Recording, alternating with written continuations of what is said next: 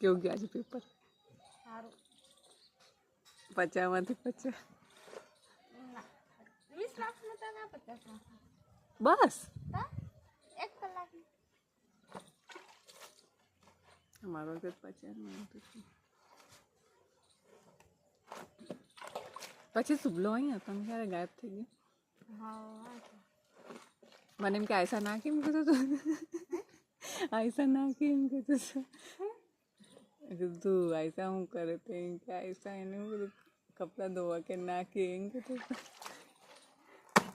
ના ના